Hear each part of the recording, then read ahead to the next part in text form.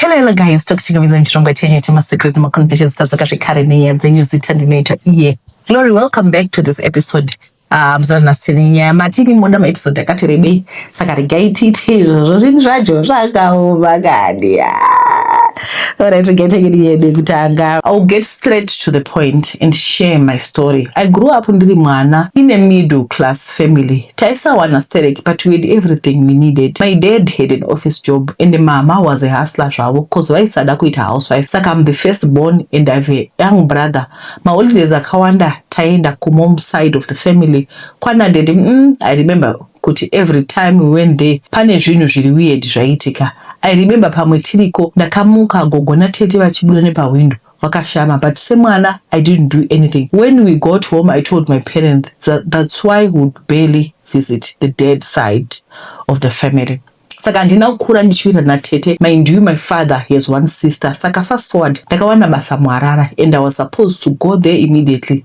Ndandisina any friends or relatives besides tete. And ndakazokumbira kuenda kumba kwao ndichitsvaka imba since it was 2 weeks to month end. I got to Harare. Vakauya kuzonditambira tikaenda kumba kwao kuchisipiti, and because we didn't have a relationship or conversations were just formal. Mangwana ndakamuka kugadzira kuenda kubasa, and she said vanondiperekedza one day chete ndichiona road, and next day ndaizozvionera, which was good. On our way to town ndiri mu traffic vakati mazotitsvaka kani kuti hamuna kwekuenda, ndozvinoita life. I was humble and responded ndichiti imitete, you didn't want anything to do with me. Oh, pane kwakandisiya basa radhedhi rakazopera, zvinhu zvikaoma ndapa form 4. Dhedhi vakakumbira tete mari for my registration, vakaramba zvikanzi anonyora form 4 anogona here, but vabereki vakabatanidza ndikanyora hangu. She once passed by kumba kubulawayo vakavigira ubhuti wami impahla and said iwe ndichakuvigira next time. Nekukura nekuona kwezvinhu taifamba namama kumapostori etc. And ini ndainzi ndikupiwa ma spiritual husband na tete cause zveshuwa ndairota ndichirara neminhu rumbe. Already ini na tete taisafarirana. I hope you understand kuti zviri kubva nekupi. Pamba patete vaigara kumain house. Maid ndichamuti Rumbi, neumwe aishanda kushop ndichamuti Ruth. Then ini tete nasvar and vamwe vandisina kumbowana mukana navo vekushop vaigara kuBoys Sky, 3 girls. Before I came to Harare, ndadabetserwa kuti munyama wese and the dark cloud that was covering me zvive. Saka the spiritual husband and kumboita ma blackouts was gone. Then 4 days after kurara apa, ndakarota murume uya spiritual husband achiti wazouya kumba chaiko, zvawakambozama kuita uchinamata hazvina kushanda. When I told my parents, vakatondiisa pressure kuti nditsvake imba fast. Day 7, I had made a friend kubasa, saka went out for a braai. After work ikasvika kumba kuma 6:30 and tete was not happy. Ndikati sorry, ndikanorara, but from 6 to 1 a.m. ndaiva pafone and ndainzwa kuti pamba pari kurema pano. I just thought it was because I felt guilty kuti ndanonoka kuuya. Ini ndairara in my own room. Ruth na Rumbi vaivata musame room. Saka na Ruth takataura pafone cause makuseni taibuda tese most of the time going kubasa. She texted me achiti akunzwa ungati muroom mavo mune nyoka iri kufamba and it's big judging from the sound. Ndangopindura kuti just pray about it. Tikarara ndakabva ndatorarawo kuma 1 ipapo. Ndakarara tete Glo ndichingonzwa kuti hope dzabata. I felt something chichindisunga kumakumbo ende madzikirira akabva atobata. I prayed kusvika ndanamata kuti Mwari munenge musiri kundinzwa. Hamene chii chakuitika asi munenge mazvitendera, and I was crying. So remember madzikira, you can't shout out anything. After a few minutes ndakanzwa chakufamba chinhu chiya ndikabva ndatoita blackout.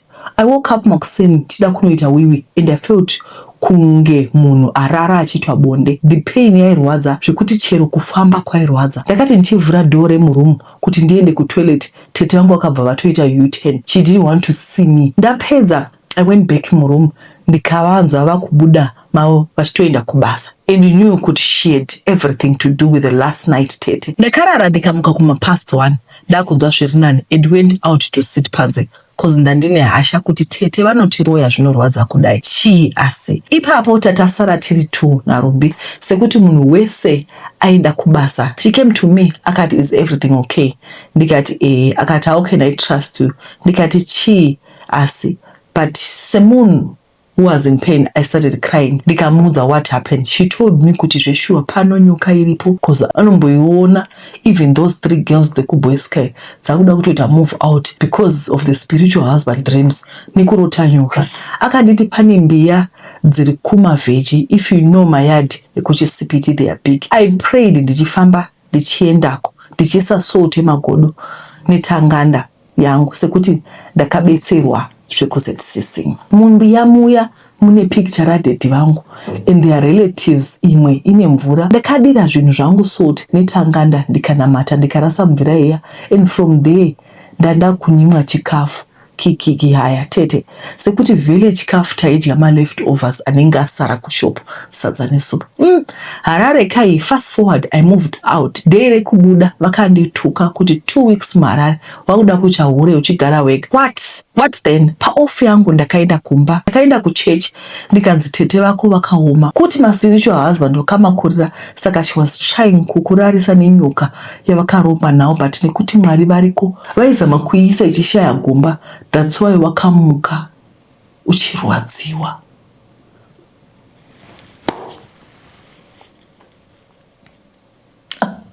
Pambacho naona zvekutaura unoperigwa speechless chaiyo. Ndinofara tete ndiri mukadzi ane 35, ndine vana 3, asi handisi hangu muwanano. Ndine munhu chete wandogarisana naye, handina hangu mwana naye. Munhu uyu taane 3 years tichigara tose akandifimba achiti hana mukadzi, ndikabvuma nekuti ndanga ndakaomerwa. Muridzi wevana aivanditiza akandisira vana kuno, saka ndaishanda uku vana vachida kudya plus mapamba cause vaive vadiki nerent zvese ini ndaisashanda, saka upenyu wainge wakaoma tete. Ndobva vari kumusha vabatanidza mari kuti vana vaende kumusha kuna mai vangu, ndokwavari izvezvi. Ini ndokusara ndokugara navamuboyfriend ava kuitira kuti ndichengeteke. Zvino gore rino iri ndopandakazobata pafoni pake kuti munhu ane mudzimai nevana kumusha.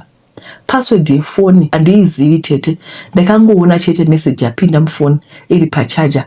Ndakamubvunza semumwe wangu wandinoda nemwoyo wose, akati hongu ndine mukadzi asi ndinokuda kuti mukadzi wangu wepiri. Tete izvezvi zvinova zvinhu zvandiri kutadza kugamuchira, saka pamwe mungandibatsirawo nemazano kuti ndoita sei. Barika hangu handirikwanisi nekuti mwoyo wangu mupfupi, iko zvino hangu ndiri kushanda, saka iye hachadi kusiyana neni. Tinogara tese, anoita zvese, anotenga chikafu, asi kuti anotambira mari handizivi hangu. Kana kundipawo mari zvinoratidza kuti ari kuda kunditawo mudzimai wake. Hapana, ndiri kuona sekuti anoda kundishandisa nekuti anozokwanisa kundiroora sei iye asingandipiwo mari chete kuti ndichengete vana vangu.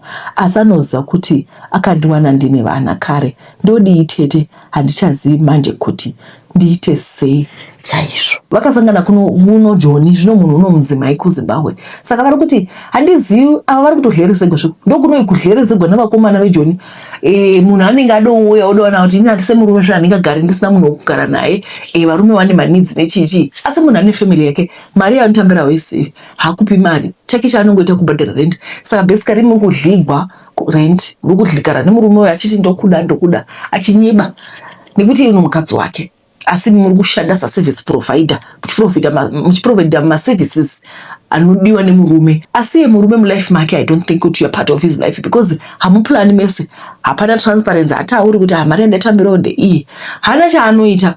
Nditi hatauri zvese izvozvo. Saka kana musinga plan together, munhu ane mhuri yake zve, he's taking good care of his family, meaning to say you're just a service provider. I know it's painful, and panoita ma-relationships akadai because you stay together, munotoita kabondi oxytocin hormone richitoreleasiwa ndi munovata mose. Saka mune mutori nebondi nemunhu, but the truth is ane family yake. Ndo truth iyoyo yandiri kungoona. Handizivi kuti munofunga kuti vape mazano zve comment section asambele. Alright, regai tivere ngenyaya inotevera. Hi tete Makadi, I'm a lady aged 28. I was raised by my maternal family. I did not even meet my father ndichikura. Mai vaingonditi baba vako vanonzi Simon Shiri, vanovera ungwe, vanobva kuzaka, masisters avo ndisarudzai naAgnes. Ndakangama kuti ndeve kuvillage ipi, but my mom used to say that all the time. Vakambozama zveparedio and my father reached out and he was not happy kuti why washambadza on radio. Ndakabatikana zvikandidya moyo, asi upenyu hwakangoendera mberi. My mom passed away in 2011. Life continued and I tried again in 2021. A lot of Simon Mashiri came out. Then I reached out kune wandakangoti uyu ndiye chete. I wrote a message but to know I failed. Then I went through mutual friends. I reached a certain lady. Ndikamudza nyaya yangu akati Simon yes tomuziva. She was married into the family. She said she will reach out and come back to me, and she did not come back. Akati ndamudza zvenyaya yako ndikampa number but he didn't reach out. I reached out to the lady again and asked if he said anything. Then the lady said he said according to his calculations I'm not his daughter and it's a chapter that he wants to close. Zvinhu zvakandirwadza kusvika ndatongosiyana nazvo. So I'm reaching out to you tete kuti mundibatsirawo. If anyone anoziva mhuri iyi, contact panamba iripo ndichasiya, please ndibatei. Alright, so our sister is looking for a dad. Dedi vake vanonzi Simon Shiri, vanovera ungwe, vanobva Zaka. My sisters avo ndisarudzai naAgnes. She wants to connect with daddy. She's looking for a dad. I don't want to discourage you because you are looking for your dad, but munoziva here kuti ndine imwe hama yangu. I've had people in my life vakuti vanotsvaka maparents. Then when you get these parents, you actually regret, why did I even look for this person? No, she's there. But I'm not saying, because you want to have closure, you want to meet your family. Tisatapinda munyaya inotevera. Akatumirwa message nasisi vanonzi Tandi Mpofu. Vanobva kuBulawayo, Fort Rixon. Handiti. Isusu toti Fort Rixon, but it's called Fort Rixon. Okay. Vakanga vanasisi vavo vainzi Pretty Mpofu. Vainge vakarogwa kumasvingo nemurume wekwamaunganidze under Chief Rungwave. Handiti, I don't know about the pronunciation, but ndiwo chief. Vainge vane vana vavo vanonzi Viola, Arnold na Ronald. Saka sisi vavo vakaunzwa kuBulawayo vakugwara kuMatebeleland kuFort Rixon ndokubva vashayikira ikoko. But vari kuti I'm not even sure kuti vana vanoziva kuti mama vavo vakashayika. Saka she's looking for Viola and Arnold maunganidze. Ronald akauyiwa naye because ndiye angari mudiki. Ronald saka vanaye asi kwaindawa nekutsvaka vana, and the problem yavari kuti I don't know kuti vana vari sei, how vatova vanhu vakuru, but vari kuti I don't know kuti vari sei. Sisi vangu ndi mama vavo vakashaya, asi handina kana rugare nekuti ndinotsvaka vana vasisi vangu. She wants to know if you guys are okay. Vanga vachiti maybe at this point vanogona kuva vatova vanhu vakura vakaroorwa, but mainini venyu nini wamama venyu ari kukutsvakai. Please, please, please. Kana muchiziva Ronald maunganidze kana Viola vekumasvingo under Chief Rungwave, praise way. Just let me know in the comment section handiti. Right. Regai tipinde munyaya inotevera. Vatete makasimba here rimwe gore ndakakwengura nenhamo ndikakanda shoko kuhama neshamwari kuti kana pane kwavanenge vanzwa kunodiwa munhu webasa vagondiudzayo. Daive ndisachashari kuti nderei, chandaida ini kwaiva kuwana pekubata kuti ndiwane cheuviri. Ndakazoti midzimu yakombora mushure mekunge umwe mukadzi andinzwira kwaidiwa munhu webasa.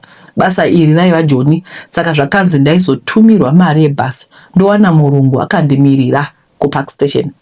Zvaiva zvakanaka vatete, osaiva machena. Zvizhinji munhu ainditsvakira akati mozotaurana kana muchinge masvika muchionana live and direct. Zvakanaka. Ndakaonekana neshamwari ndine chivimbo chokuti upenyu hwangu hwachinja. Taingonzwa nevagari vekuJoni pavanouya kuZimbabwe kazhinji muna December vachingoti Makadi kutaura takakuvigira izvi zvakachipa kuJoni izvi. So ndaizozvionerawo pamino sefohla, first hand information experience chaiyo. Ndichisvika South African side ndakatanga kunzwa kuti chero mweya wandiri kufema wakaringana hauchangoviwo nhamo kikiki. Tasvika mujoni vatete, tasvika mujoni ko izvo zvivaka zvaita senge zvichatunga makore. Ndakaona kugara kumba kwaiita kuti ndirasikire nezvakawanda. Ndakaburuka kupark station kwakutanga kutinya foni ndichida kuudza munhu ainditsvakira basa kuti chikopo chaiva chalenda, chaiva paareas kundaigozive kuti papark station hapaburitsi foni. Kwai kana mapedza kushandisa foni yomutipewo vaitotaura nerurimi rwaamai vatete, asi vane kumusha chii. Ndofunga kuti vakaona nemapfekero kuti chinozikanwa hapana ndivana Matilda comes to town. Ndakaona banga roburutswa muhomwe ndikutoona kuti aikaka zvapatoshata. Ndakaudza munhu aiva kuzonditora zvandainge ndakapfeka foni yangu ndakavapa ndega vakaenda nayo. Ndakaona pasina nguva nayo vadzoka nayo vakanditema nayo kumeso vatete. Ndofunga vakaona kushata kwayo nekusakara kwayo vakaona kuti hapana zviripo. Makumbo enyoka yainge isina kana zvifalu. Vatete akasvika akanditora akandiendesa kuimba yandaizoshandira. Uchiri kugeti waitoona kuti paita vanhu vane mari. Paimba yacho yanga yakaita senge yakavakirwa mugomo like kubva kugeti kusvika kumain house paidova nekadistance kangasvika 500 meters. Ndakasvika pamba paya agent akandintrodusa. Aiva murume vaigara woga. Aiva muNigerian. Akatsanangura kuti aida munhu aizopota achitsvaira nekudasta mumba nekungoisa order 3/4 yenguva anenge asipo. Asi akataura kuti chinhu chainyanyokoshosa kwaiva kuti munhu aise munhu yake panzvimbo. Zvemhino inoda kupinda mabhizinesi risiri yayo akataura pachena kuti aiva asingadi. Mari akanditi aizonditanga ne9,000 stay in ndinenge ndichigara hangu ku7 quarters. Ndakafara zvekuti havazivi nhamo yavainge vandigwira. Ndakaratidzwa zvokushandisa nemashandisiro azvo. Paisambova nebasa rakawanda. Zvizhinji kwaiva kushandisa mishina yechimanje mahuvha, hembe, washing machine, maplates, dishwasher, zvingodaro. Semunhu aiva ajaira basa rekuenda kumunda kunotsvaka huni pamwe chete nemvura. Ndaitozoswera ndakagara vatete. Ende muNigerian wandaishandira aindirumbidza zvakanyanya. Ndaitoswera kutamba paintaneti. Ndipo pandakasanganza nechannel yenyu vatete iri kudai kushandira upenyu hwevanhu. Ende vatete tiri kudzidza zvamunoona mufungi. Asi tichiita basa kudaro pane rumi imwe chete yandaisafanirwa kupinda. Boss anga anditi bedroom rake anocleana ega nekuti vaiva nema-important documents ebasa aigara arimo. Ndakatofara mazuva ekutanga ndikati zvakaringana, less basa for me. Boss vangu vaigona kuita mazuva vasipo nekwaendwa handikuzivi. Mukugara nemuNigerian ndakazotanga kuona kuti basa rekumukira ainge asina. Chandakaona aingodisappear odzoka papera tumazuva twakati waibva wanzi nhasi usabika sezvo aiuya nechikafu chemaNigerian. Semunhu ndakatanga kuita curious kiti family yemuNigerian ndainge ndisina kumboiona. Chero kutaura nezvayo anga asina kutaura nezvayo. Kuti ndibvunze futi zvaisaita nekuti handiti angagara ataura kuti munhu yangu igare panzvimbo. Ndakashanda hangu zvakanaka pabasa. Rimwe zuva muNigerian akandiudza kuti aenda kubusiness meeting kuZambia. Saka aizodzoka mangwana acho. Ndinenge ndatozvijera zvekuti anogara asipo nguva zhinji. Ende kazhinji bedroom raboss raigara riri under lock and key. Semunhu ainge anzi asapindamo mune madocuments akakosha ndanga ndisina shungu namo. Boss vakaenda Kuda vakabuda vomhanya here vatete vakasiya bedroom ravo risina kukiwa. Ndambotaura kumusoro kuti kamwe yake kuda kuona kuti makaita sei kainge kandibata zvine simba. Kwete kuti pane chandaida kuba kwete. Mari yandaipiwa yaiva yakanaka chose. Chikafu ndaidya mumba. Saka zvese zvaiva zvakaringana. Ndakakurumidza kuita basa rangu semazuva ose. Ndakaenda padore muNaija ndopinda dorega. Regai ndidzokere. Handiti boss vakati ndisaisa mhino dzangu padzisingadiwa. Asi haiwa regai ndipinde ndione kuti zvakamira sei. Ndakavhura dhomo. Ndaitarisira kuona ano mazimbedha ekukwira ariko mazuva ano vatete. Ndaitarisa kuona imba yakashongedzwa. Asi zvandakaona zvakandigura kunorera. Pane kuti ndione mazimbedha aya kuti ukavata unoita senge uchanyura mukati. Ndakaona rukukwe vatete. Karukukwe kakapera zvako basa. Nemagumbeze ainge akapetwa akaiswa kwaiva nomutsago. Ndakaona zvakandishambidza. Pane kuti ndidzokere kumashure. Ndakava nechidokwa chekuziva kuti mumba umu maiva makamira sei. Ndakatanga nemubathroom. Maiva netugubhu tune midzi yakasiyana. Ndakaenda mucloset yaboss yaiva walk-in closet. Ikoko ndakanogamuchirwa nerimwe ziwema vatete rainhuhwa kuti ko chiko chaiva muno chaive chaura rega ndione. Ndakafamba ndichienda kumberi vatete ndokuona kune mamwe macandles aya anoiswa mutumabhodhero tweglass. Handizi hangu kuti anonzi mai kuti nditi macandle glass or glass candle. Macandle aya aiva akawanda achiratidza kuti ane chaakavheneka nezvo. Nechemwoyo ndaizvibvunza kuti zvino ndikachichenda ndichidzokera kumashure kuri kuti ndabatikidzwa nabosi ndaizoti handikana watodya imba wotodya hono. Vanotizve chembere kumedza bhonzo kutembaura. Rega ndichingoona hangu ndigutse meso. Vatete ndakanoita face to face neuromba Gudo live and direct. Ini Gudo iri takaita face to face, man to man, raita senge rakavata. Asi chakanyanyondishamisa ndechekuti maiva nebhodhi yairatidza kuti aiva mwana aiva ne5 years. Mwana uyu aiva akabatwa neGudo. Zviya zvinoratidza kuti munhu akabata mwana wake. Chii chaitika pano pamba? Ndichiri kupisha nepfungwa kudaro foni yakapinda kubva kuna boss Naija. Akandibvunza kuti ndaitsvake mubedroom make. Ndakavhunduka.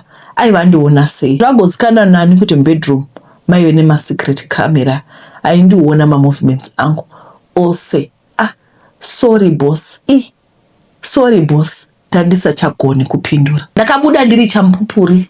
Ndakangobuda ndakananga kwandaivata vatete. Ndikanotora gwama ndaiziva kuti kana munaija akadzoka hazvaibuda zvakanaka. Uyezve ndaiziva kuti hapana paizondisiya ndiri mupenyu nezvandainge ndaona. Ndakatiza vatete asi ndakaona kuti kudzokera kuZimbabwe panguva iyoyo kwaiva kusingaiti. Ndaibatwa ndisati ndambodi saka ndaizoita lolo. Vatete ndakatsvaka ka1 room kangu kekuroja kusvika mhepo yapfuura. Asi mupfungwa dzangu maive musina kugadzikana. Gudo aiva ari wanepi? Ko mwana warainge rakabata raive ramuwanepi? Vatete nyaya iyi yakandishayisa rugare. Masikati ndozvitongesa, usiku ndoshaya hope. Naiwo mafoni akati kuuya aya ndakatenga data ndikatanga kugoogle zita charo resename ndaiva ndava kuriziva remuNigerian oil. Regai ndimbotsvaka information yake. Ndakasangana nearticle yemunewspaper yaiti man loses his wife and daughter in a tragic accident. Ndakadzika nayo article ndichiverenga ndokuona kuti muNigerian uyu azenyenye ainge ashayikirwa nemukadzi wake nemwana muaccident. Mwana ainge aine 5 years vatete. Zvaisada kuudzura kuti mwana wandainge ndaona ndiye uye ainge akabatwa neGudo riya.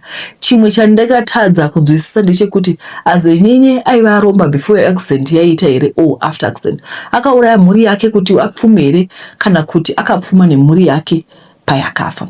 Asizve ndakamboita mubvunzo wakaita kuti ndichenuruke kumeso zvese nemuromo nekutya. Ko Gudo menyu azenyenye aiva akariwa nepi? Ende nemhaka iyi raiva rakabata mwana kuti mukadzi wazenyenye aiva ashandurwa kuita Gudo. Gudo raitovawo mukadzi wazenyenye. Zvinhu izvi zvaizonosangana pai? Ndakava nemubvunzo usingadairiki vatete. Asi one thing chandakakonkluda ndechekuti azenyenye waiva nemushonga uye ndaive ndaita mutete pazviri nekuti chero ndaida kuenda kumapurisa ndaizenge ndatengesa bhesi. Ndiri kutaura mbinga chaiyo chaiyo. Ndakadzoka hangu kumusha ndiri kuzvichengetera huku dzemafidha.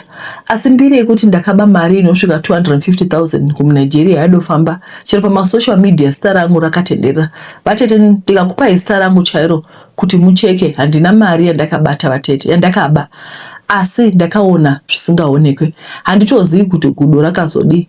Asi ndinogara namata kuti mwana wandakaona akaomeswa uyo vatete mweya wake uzorore murugare rusingaperi. Arege kushandiswa nababa wake nenzira dzakashatisisa. Vedare ndibatsirewo kumunamatira kuti mweya wake uzorore. Ndinoziva minamato ine simba hama we. Zvamunoona nyika yakatakura kurema vatete zvekushanda mudzimba dzevanhu handichadi. Zvandakaona zvichiri kuita kuti mwoyo wangu usagadzikana. Mishonga yakashatisisa uye iriko. Vatete makasimba here. Rimwe gore nemurume wangu takaenda kuSouth Africa.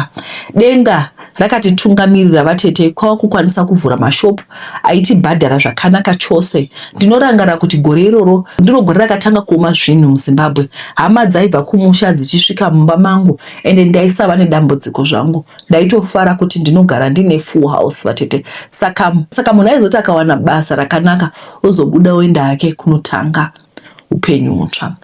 Rimwe gore kwakauya maiguru, kana ndichiti maiguru aiva mukadzi wemukoma murume wangu. Varume vedu vainosangana kuna mai, saka tingati pachirungu vaiva maternal cousins. Maiguru vakasvika panzvimbo vatete vakati vari kuona kuti kubasa kwangu kwaiva nemunhu ari kundishandisira mushonga, so vainge varwadzwa chose nezvaiitika izvi, so vaida kundipa muteuro weruchengetedzo kuti pasawana chinondiwira. Vatete ndakapiwa muteuro uyu wairatidza semuteuro ndikapiwa namaiguru ndikageza. Ko ndaigozei kuti maiguru vaive vane ajenda yavo sinei nekundiona ndichibudirira. Ndichisvika kubasa ndakasvika masamba akasiyana, vanhu vaisada zvekutaura neni. Vavakidzani vedu vepamashopu vaindakuza kuti ndinoba nekushandisa mishonga. Vatete ndakasvikoudza maiguru vakati huona zvandaikuudza zviya kuti vaunoshanda navo havakudi, zvatotanga kufumuka manje. Handizivi kuda zvimwe maiguru vakatanga vaposisa ini kuti nditi vandibikira kana kuti vakandipfungaidzira, handizivi. Asi andoziva ndechekuti zvese zvaitaurwa namaiguru ndaingobvuma. Vatete zviya zvekuti ndakaenda kuchikoro ndinofanirwa kurizina hapana chaifungwa. Vatete zvinhu zvakatanga kusafamba zvamuchose kumashopu edu. Pekutanga takambofunga kuti competition, asi chero zvakadaro competition yekushiya kana 1 rand chaiyo. Maiguru ava vakagara 2 weeks vachindikurudzira kushandisa muteuro, ini ndichifunga kuti kudiwa. Pavakabva maiguru chero chekudya mumba chainge chotonetsa, ivo maiguru vaigara kundisimbisa vachiti mvura inobvungana inozogarana chete. From vanhu vane mari kuva vanhu vanopema, the drastic change was too much. Pfungwa hadzina kumbobvira dzafunga kuti muteuro wandainge ndapiwa waikonzeresa discord mukati meupenyu hwangu. Ndakapedza ndisachaende kubasa ndakafunga kugwedebudza ndichirongedza hangu mumba. Vatete ndakasanga nechigubhu chemuteuro uya, mfungwa dzangu ndikati bheta ndirase sezvo chainge chapedza basa. Ndakarasa mvura yainge yasara, dombo racho ndikarikanda mugarden. Ndikakuudzai kuti mugarden mandakakanda dombo riya muriwo wakafuma wakaoma, kufuma wakatenduka kunge dota. Ndipo pandakaita senge ndaakupengenuka kubva muhope dzandainge ndirari. Chimwe chakazoita kuti ndifungire zvakanyanya ndechekuti maiguru vakafuma vachifona kuti namato angu muchiri kushandisa here, sekuti vainge varota ndaatakiwa zvakare. Ndipo pandakatanga kuona kuti chiripo, something was amiss. Hindava kuuya kwamaiguru kwaiva kwaita kuti zvinhu zviite manyama mire nerongo. Ndakatanga kunamata kuti Mwari andiratidze zvakavanzika zveupenyu hwangu, kutokwinya dzisimbe sekuti business iri was my lifeline. Vatete raimisa mhuri, saka zvikasashanda ndigodii. Ndichinamata kudaro business rakatanga kuita heartbeat yaiva kure kure. Panga popindwawo nemakastoma mushopu, kwete kuita senge ndaitengesa nyoka. Bit by bit zvinhu zvakatanga kusimuka. Ndakazorota maiguru vaya kundipa muteuro vakatsamwa, vakaita kufuta sedzetse, vachiratidza kuti vakagumbuka chaizvo. Ndakazoratidzwawo kuhope mitiro wavanga wavaita, wandaifunga kuti muteuro waisava muteuro asi waiva mushonga wavanga vatsvaka kuti ndiwire pasi. Kungorwadzwa nemunhu, munhu haangaiti mari, handingakundi nemwana mudiki, kukava kutaura kwavo. Ndikakuudzai kuti nanhasi maiguru havatauri neni, chero ndikaenda kufamily function kuti vamhorisa havapinduri. Ndakatonzwa nyaya dzavo dzinotyisa dzavakakonzera hafo kumufamily. Ini ndakatya nazvo kuti chokwadi muroyi woita wehama here, ingawani zvinonzi muroyi royera kure vaduku vakutye. Iko zvino vatete handitrasti munhu zvekudaro. Ndakadzidza kuvimba naMwari mbune. Vatete zvemashortcut zvainge zvandiparira, mashopu akazosimuka zvawo. Munhu mutyei vedare, kazhinji muvengi wako asi kure, asi ari pedyo, vaunodya navo mundiro vanorwadziwa neupenyu hwako. So we're just being told kuti we need to be careful, we need to be prayerful. Zvakare tisangobelieve muzvinhu. Munhu anongokuvigira mvura kuti kwaigeza nemvura yewodo kugezawo veduwe. Musabelieve. And one thing that I've realized about people, those people vanouya nezvinhu zvavo very extra nice. Vachita kunge tiri kubata pamwe, we wish you the best, want you to succeed. Shandisa mvura iyi. One thing about vanhu vari deceitful, anenge achismile. Mainini. Munhu achiziva zvaari kuita. We need to be careful with people. Guys, tine business ripano, this is interesting. Turn your God-given talents into a thriving digital business. Shine your light online. Learn how to create another income stream by launching a digital business today. Saka, this is nice. This is a simple business. Those are what vazhinji munogona kubeka, vamweni munogona kudai. So you can turn your business into a digital business. Whatever you have, you can still turn it into digital. Then you can sell online anditi. Saka let's just click the link so that we learn how to do this whole thing, and it's very simple. Vatete makasimba here ndapota vatete vigai chitupa muvigisise ndikazikana kuti ndini ndanyora iyi hazvimiri mushe, ndinoti hazvimuri mushe nokuti ndine imwe hwai inotungamirwa nababa ava vekuruma chipopi kusvika chafa vachiklema kuti vari kurapa. So nokudaro vanenge vasingadi kuti zvimwe zvakawandika zvibude pachena. Regai nditange ndichiti patani chataiverenga tichikura kuti chine nyanga dzakawanda chiri kutenderera pasi pano vatete.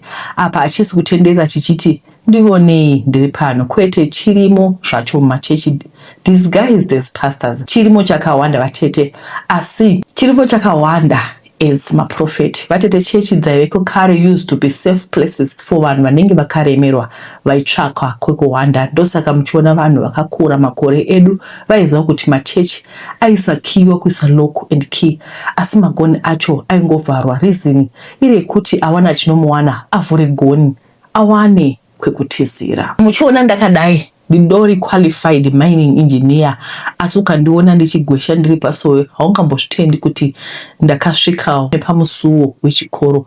Ndinenge ndine gemenzi rava khaki brown richigwesha ndirimo kuti ndizopinda church yekumasowe haisi by design, asi ndakatanga kusvika pasowe apa ndichida kuitirwa munamato wekuti ndiwanewo basa pamakambani makuru ari muno muZimbabwe. Muchaina wandaishandira aiva asinganzwike kuti ari kubva kupi achiendepi, saka ndaitsvaka mari kuita kudzinganisa nebhegi chairo.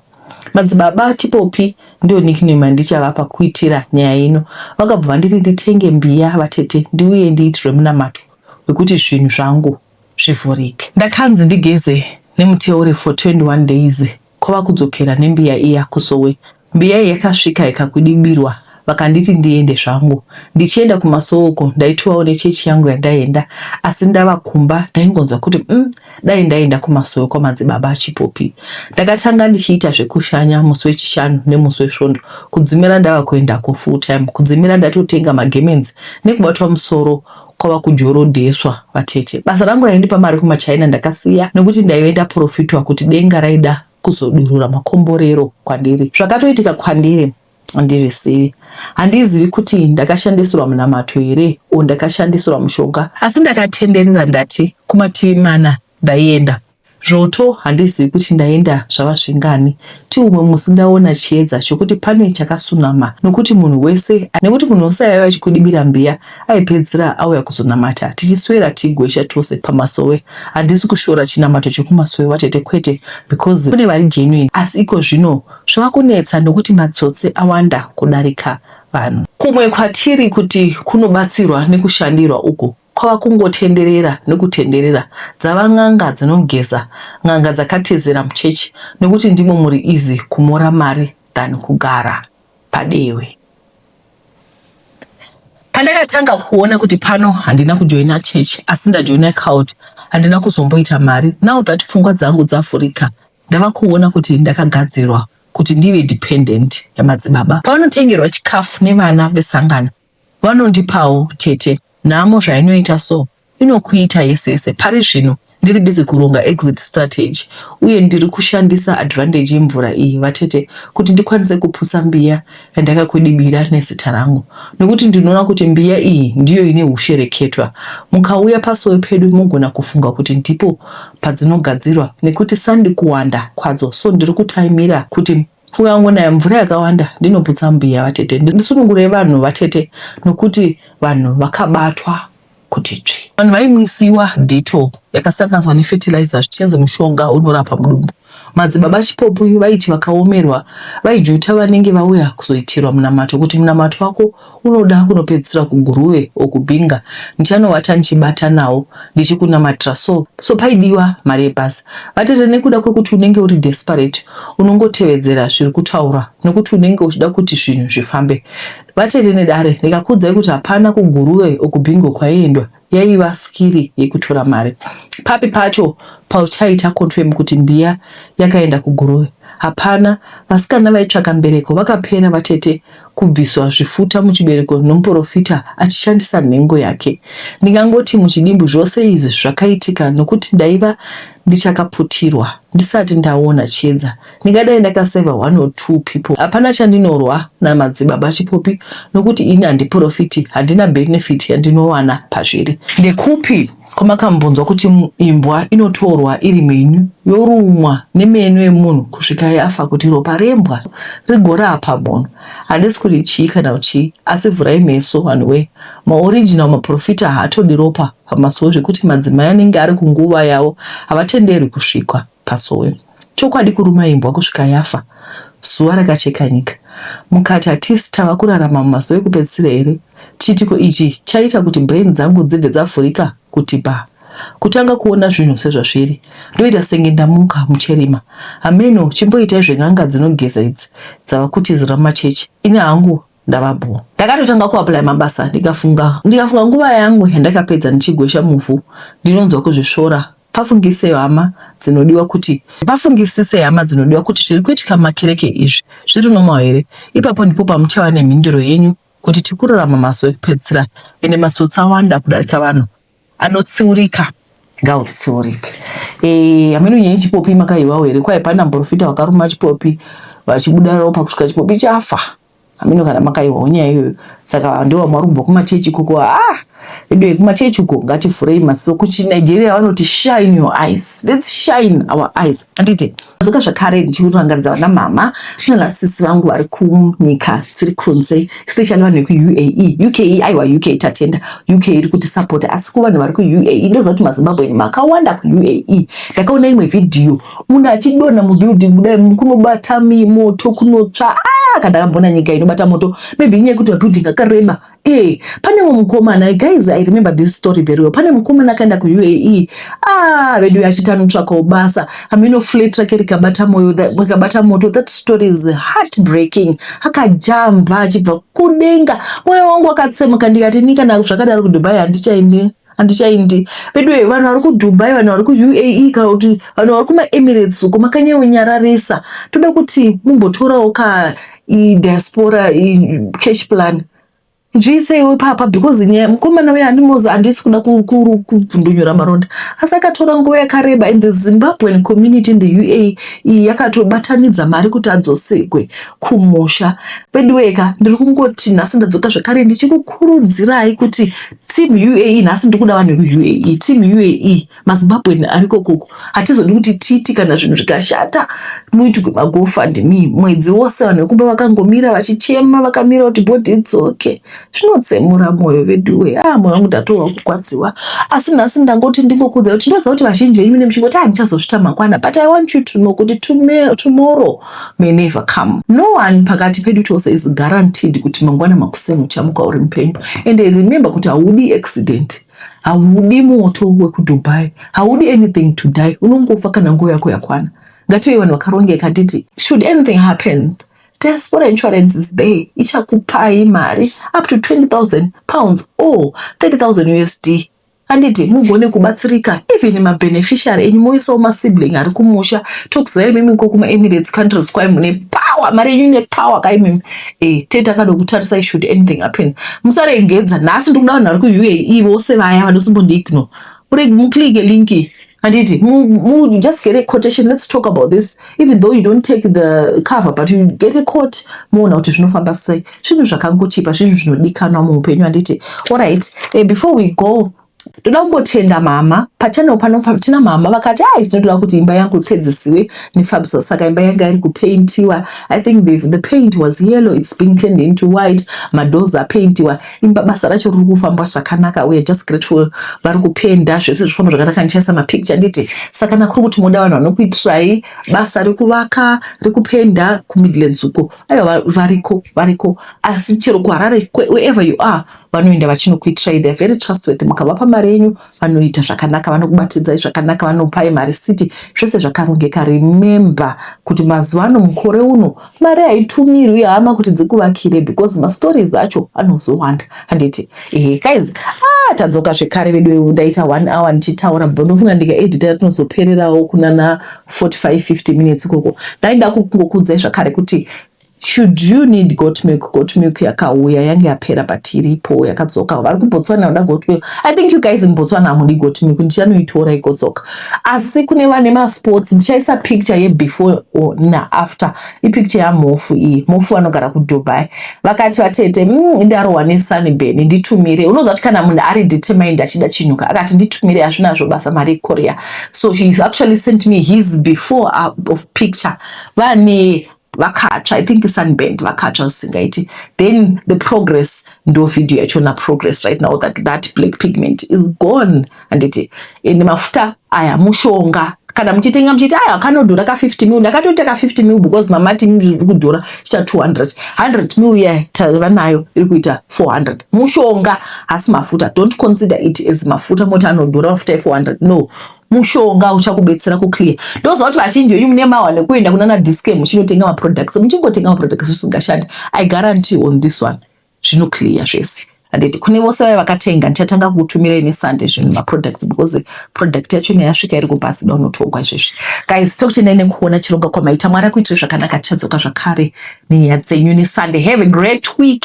Mumbozorora, mumboshumira, mumbodonamata and reset, mumbozorora kuwa nyaya dzekuromba. Monday service call. If you have any stories, please don't hesitate to send us your story so that tibeta poster and share with the whole world so that vamuvana vahwe uma experience yenyu. Unoziva here kuti ma experience yenyu iwawa musawatarisira pasi, anosumudzira vamwe. Somebody will be going through the same. Kana kuri kuti pane vakasangana zvavakasanganawo panyaya dzepaCovid, potipaiwo nyaya dzepaCovid. Anditi motitumira musarega. Don't ever look down upon yourself and think haini yangu haina value. Ine value because inosumudzirawo somebody will be going through the same. Tinokutendai nekuona kwamaita. Mwari akuitire zvakanaka. Tichadzoka zvekare neMonday. Bye bye.